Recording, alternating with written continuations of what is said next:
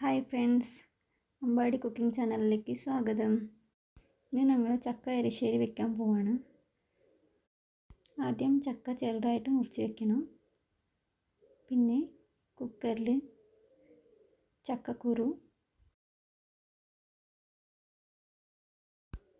കഴുകി വെച്ച ചക്ക, ഇതിലേക്ക് മഞ്ഞൾപ്പൊടി, മുളകുപൊടി, ഉപ്പ്, വെള്ളം ചേർത്ത് വേകാൻ വെക്കണം.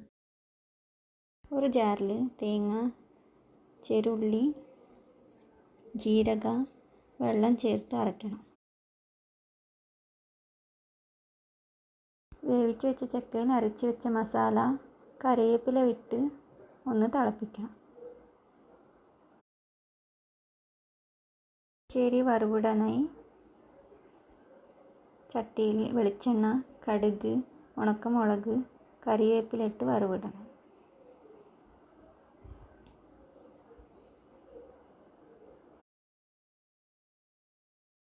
നിങ്ങളുടെ വീട്ടിലും ട്രൈ ചെയ്ത് നോക്കൂ. ഈ കുക്കിംഗ് വീഡിയോ നിങ്ങൾക്ക് എല്ലാവർക്കും ഇഷ്ടമായ എൻ്റെ ചാനലിലേക്ക് സബ്സ്ക്രൈബ് ചെയ്യണേ. Thank you.